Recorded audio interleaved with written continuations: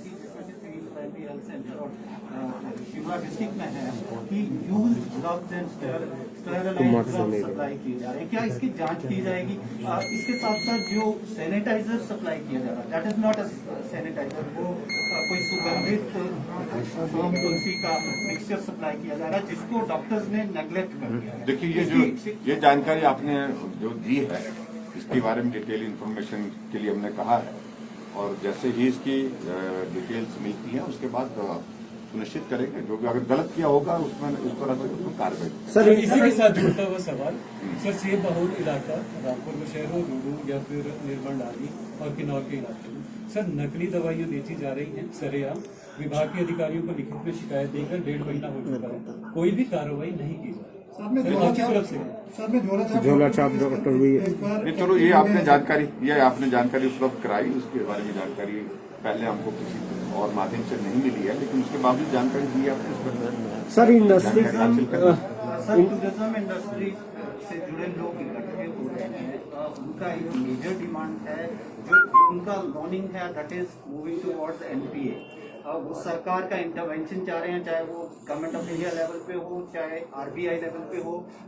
इस पे सरकार क्या कोई निर्णय लेगी? वो आपसे भी पहले मिले हैं, उनकी और भी डिफरेंट डिमांड्स हैं।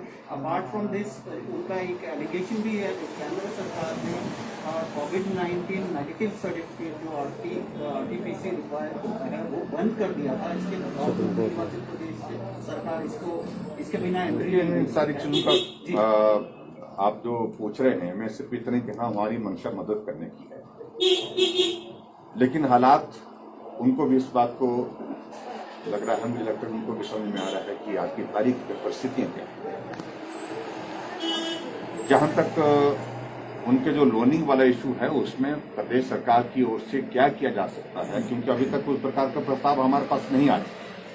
प्रस्ताव आएगा उस पर विचार करेंगे।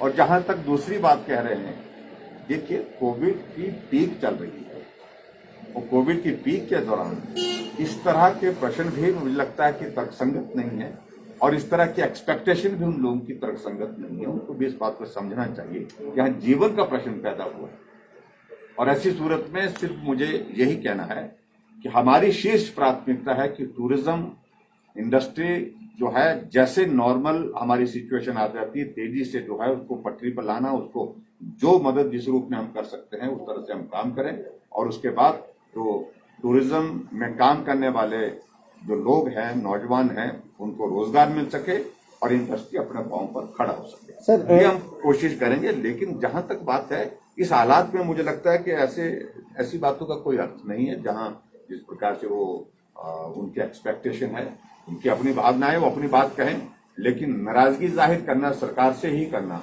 या सरकार ही सारी बातों के लिए जिम्मेवारी वो उचित है। कोरोना के ताजा हालात क्या हैं सर?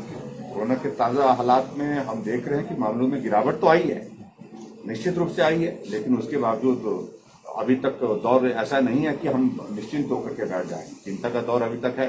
ये मृत्यु अभी तक भी बड़ी संख्या में लोगों की हो रही है, ये दुखद है।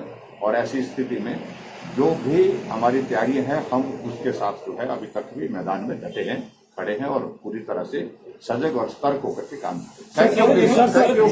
Thank you.